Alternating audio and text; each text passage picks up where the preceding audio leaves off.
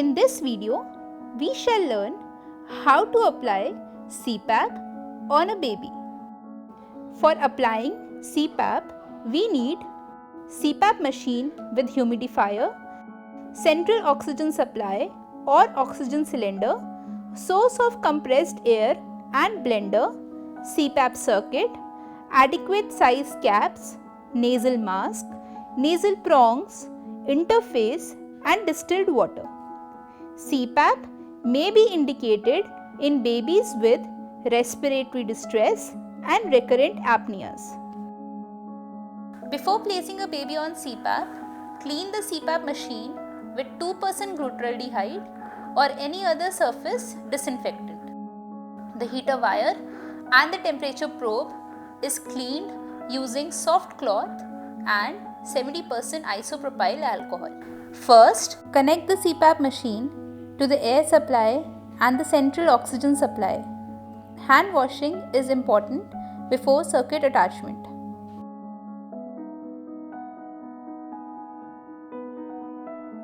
Wear sterile gloves. Open the disposable CPAP circuit and fix the water chamber onto the servo humidifier. Fill the water chamber with distilled water so that the oxygen delivered is humidified and warm. Use the autofill method for filling the water chamber with distilled water. Fill the bubble chamber with distilled water till the marking and fix it in the slot available in the CPAP machine stand. Connect the safety device between the water chamber and the flow meter using the green colored tubing. The blue color signifies the inspiratory tubing, the one end of which is connected to the water chamber and the other end is locked with the white expiratory limb. The other end of the expiratory limb is connected to the bubble chamber. Fix the heater wire and the temperature probe to the appropriate color-coded slots on the humidifier and the inspiratory circuit.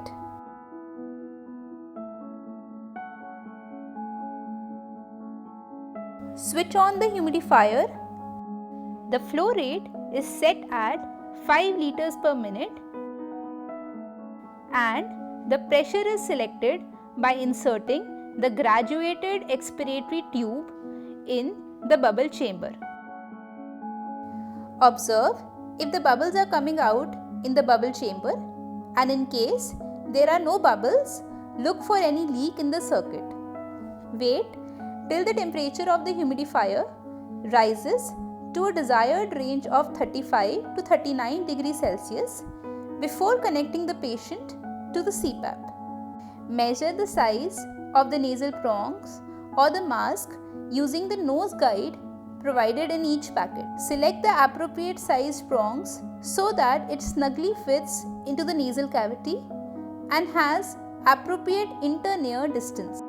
Measure the cap from the midline of the forehead around the head to the nape of the neck and then back to the middle of the forehead. Do not use head circumference for cap size. Place the cap onto the baby's head, ensuring that the ears are in normal position. Ensure that the cap is pulled down over the ears and down to the nape of the neck. Apply a skin-friendly adhesive tape and a piece of cotton on the overlying skin. Now connect one end of the interface with the appropriate size mask and the other end to the circuit. Secure the interface to the CPAP cap at the level of the forehead and the cheeks. CPAP is considered adequate if the baby is comfortable, has a saturation in the range of 91 to 95%, respiratory distress is nil or minimal, and there is bubbling in the bubble chamber.